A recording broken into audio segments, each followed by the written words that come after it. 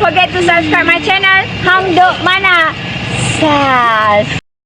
Assalamualaikum, selamat datang lagi ke channel Hang Duk Mana. Mari kita dengar kata Datuk Kamal. Beliau bersimpati melihat PMK Anwar Ibrahim menghadapi PRN Negeri Sembilan. Untuk saya baca detail sedikit dekat masyarakat kini. Anwar, kenapa semua parti pakat mahu jatuhkan saya?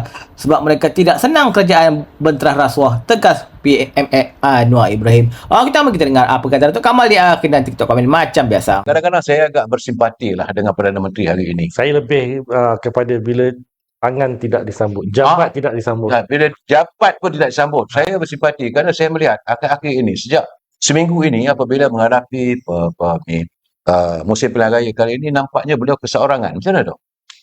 Ya, saya setuju sebab kalau kita tengok seperti mana yang baru-baru ini sendiri yang Muhammad Perdana Menteri pun mengakui, semua orang tengah attack dia ni.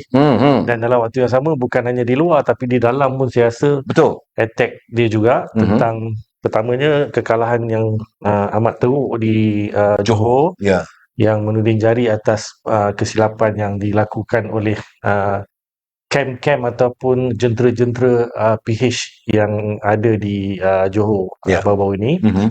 Dan kalau kita tengok kali ini peperangan dan juga pertandingan di PRN Negeri Sembilan ni, dia juga akan membawa satu implikasi yang besar. Sekiranya fortress ataupun kubu kuat PH yang mana mereka kata ini adalah salah satu tempat yang mereka perlu pertahankan, kalau pada 1 Ogos 2026 ni tumbang, saya rasa PMX akan berada dalam keadaan yang agak sukar. Bukan hanya PMX, saya rasa seluruh komponen PH, terutamanya DAP, akan membuat satu setback politik yang mana akan memikirkan hala tuju untuk memastikan mereka cuma ada dalam tempoh tak hampir setahun lagi untuk memastikan PRU yang ke-16 mereka kena mencipta sesuatu supaya gelombang biru yang berlaku di Johor atau mungkin insyaAllah berlaku di Negeri Sembilan dan lepas ini juga mungkin di Melaka, kalau tidak dibendung mereka akan mendapat natijah yang sewajarnya.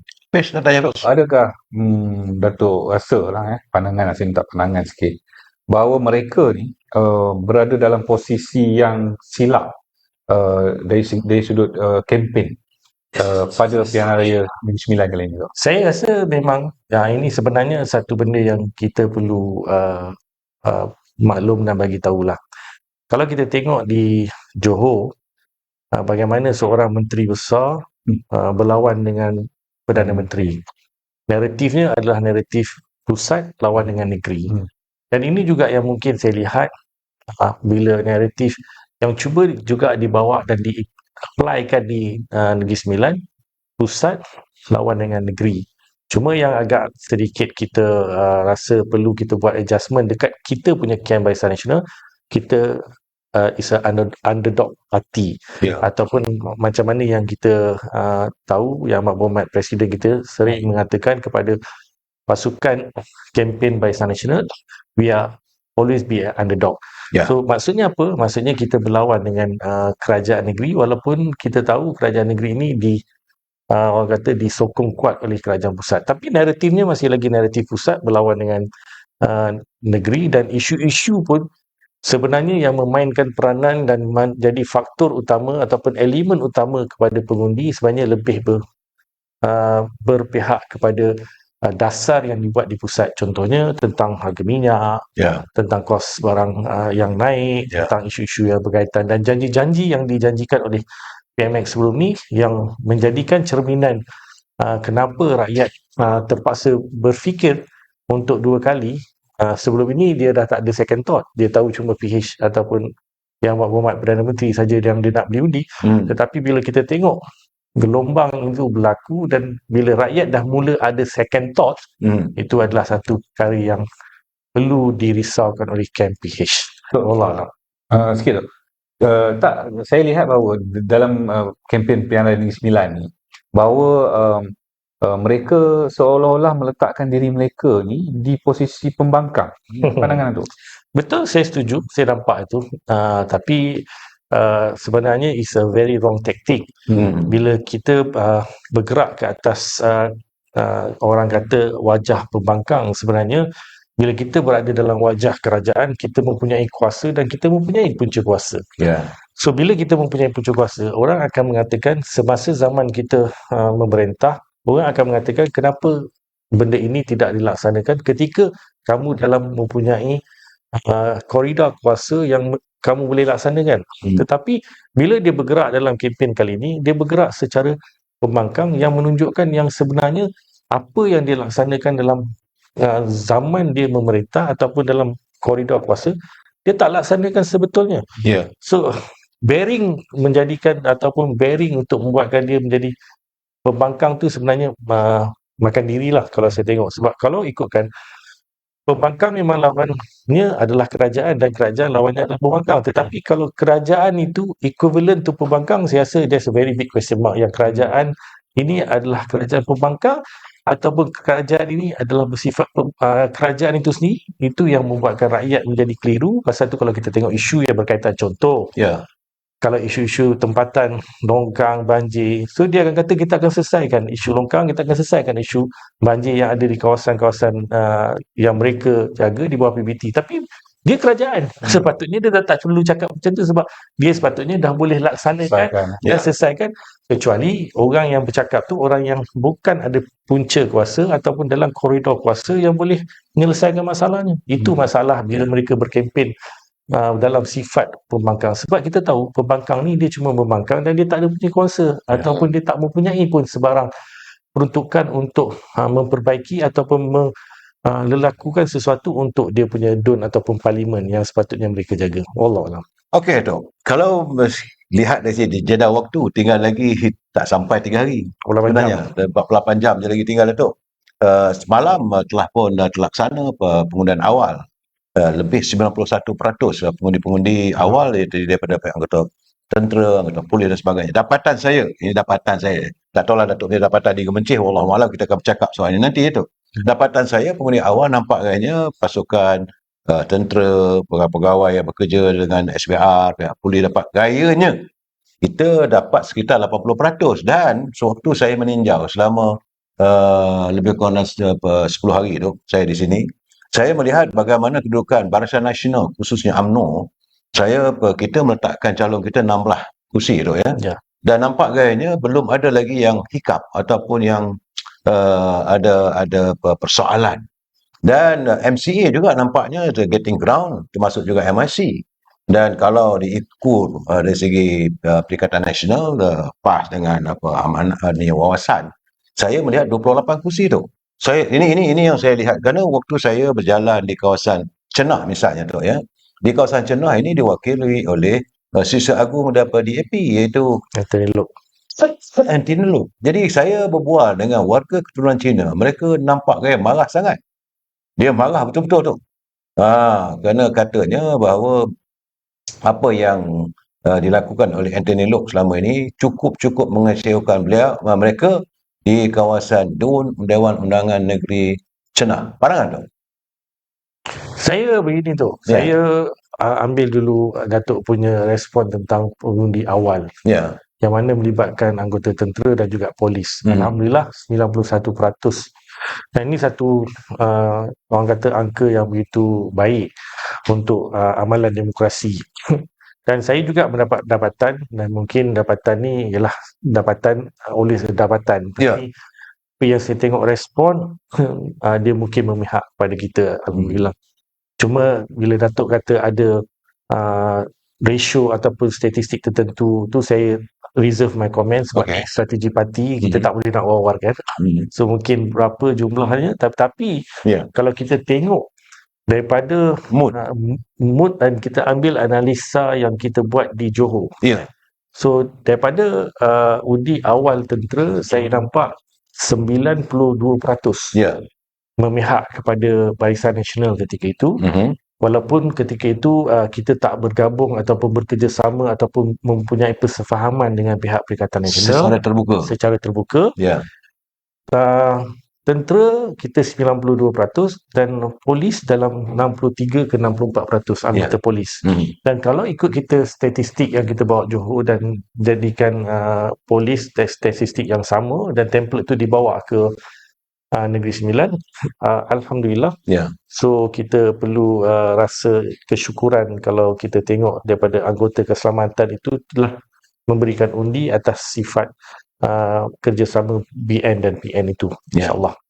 Dan berbalik kepada ulasan yang Datuk bagi kepada saya tentang Dun Cenah. Ya. Dun Cenah ni kalau kita tengok dia berada di dalam Parlimen Jelebu. Ya. Okay, yang dipertandingkan dan kalau kita tengok dia super heavyweight. Saya tak kata heavyweight, but it's a super heavyweight.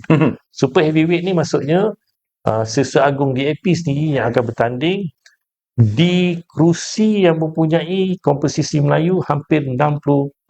Ya.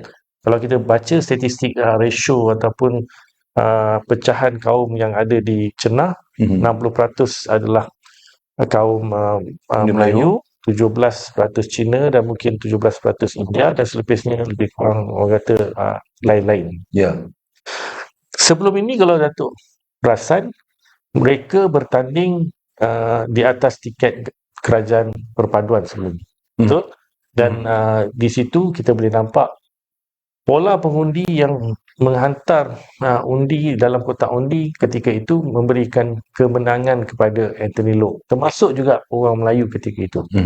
Tetapi kali ini saya rasa ini benda yang saya congak lah secara matematik. Dan bila saya baca daripada jumlah pengundi, saya menjangkakan super heavyweight ni akan ada masalah besar untuk mempertahankan atas kedudukan dia. Dan kita kena tengok adakah gelombang biru yang dibawa oleh kemenangan di Johor itu akan menyapu bersih kawasan-kawasan Melayu yang majoritinya hanya mempunyai 60% ke atas. Ya. So, dia bukan hanya di Cenah. Kalau kita tengok ada 26 kerusi yang Melayunya punya purata kaum yang ada di situ hampir 25. 25, 60 lebih. 60 ataupun 65% pengundi-pengundi Melayu ke atas. 25 kawasan. 25 kawasan. Ya. Kita ambil 60 ke 65% yang ada 25 kawasan. So, saya jangkakan bukan hanya di Cenah, tetapi ada 3 ataupun 4 kerusi lagi yang seperti di Repah, seperti di Temiang, dan juga seperti salah satu lagi kerusi tak silap saya di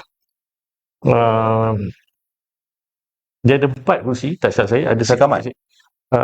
Bukan, ada kerusi yang MCA bertanding di situ. Kalau saya tak silap, Bahau. bukan Bahau. Ada satu kerusi saya dah lupa tu. Tapi kalau kita ambil pengiraan pengundi Melayu di situ, dan kemungkinan apa yang berlaku di Johor boleh berlaku di Negeri Sembilan. Ya. Dan saya mungkin Datuk cakap tadi 27 atau berapa kerusi insyaAllah kita boleh dapat, tapi saya nak reserve, nak discount sikit tu. Ya. Kalau jangkaan saya mungkin dalam lingkungan 22 ke 23. Yang lagi Datuk memang agak reserve ya. yang 3 kerusi tu saya tak nak kata yang saya confident, Ya. tapi saya rasa kalau kita tengok daripada segi cara dan pola undi, insyaAllah kita boleh mencapai. Sebab masa kita bersiaran di tempat Datuk sebelum PRN Johor tu, saya sendiri mengatakan kita menang 42 ke 43. Ingat tu? Ya. Tapi kita menang 48. Betul. Dan saya juga nak reserve kali ni supaya cakap mungkin dalam lingkungan 22 ke 23. Datuk tengok macam di Temiang lah ya, kawasan MCA bertanding. Temiang salah satu tempat yang saya tengok boleh kita menang. Ya. Sebab saya memikirkan tu kali ini sentimen Melayu Islam jajaran yang kita buat persefahaman antara Barisan Nasional dengan Perikatan Nasional ni, dia dah menutup segala isu yang berada di lapangan. Dan itu sebenarnya orang kata awan yang paling tinggi sekali yang mana orang dah tak boleh tembus nak tengok di bawah. Datuk cakaplah isu apa pun yang berlaku dekat bawah ni, tentang tata kelola ke, isu tabung haji yang tengah dia hangatkan ke, ini semua benda-benda yang bagi mereka is just a cosmetic.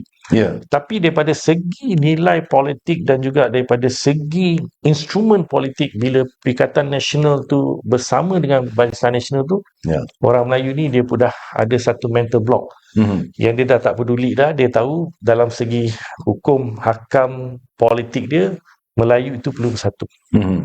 Tiang sari dia, Melayu itu perlu bersatu. So inilah sebenarnya yang naratif kita bawa bila kita bertanding hanya 25 kerusi. Betul. 11 kerusi kepada Perikatan Nasional, 25 kerusi kepada Barisan Ya. Nasional. Ya. So ini juga satu benda yang saya rasa boleh dijadikan sebagai satu bentuk jaminan, tetapi jaminan ni perlu direalisasikan dengan orang kata pemindahan undi Barisan Nasional ke Perikatan Nasional dan juga pemindahan undi daripada kelompok Perikatan Nasional kepada Barisan Nasional. So ini sebenarnya yang kita nampak, yang kita boleh lihat dalam segi PRN Negeri Sembilan pada kali ini. Allah. Kita saya baca detail lagi dekat Malaysia kini. Perdana Menteri Datuk Seri Anwar Ibrahim mendakwa terdapat parti politik yang berpakat mahu menjatuhkannya kerana kerajaan pimpinan yang tegas dalam membenteras rasuah dan salah guna kuasa. Anwar yang juga pengurusi Pakatan Harapan berkata Partai Badan Kerajaan mana yang tidak berkompromi dengan amalan mencuri wang rakyat atau menggunakan kuasa untuk kepentingan peribadi menjadi faktor yang menimbulkan rasa tidak senang dalam kalangan pihak tertentu. Tuan terus support channel Hang Duk Mana. Jumpa lagi. Assalamualaikum.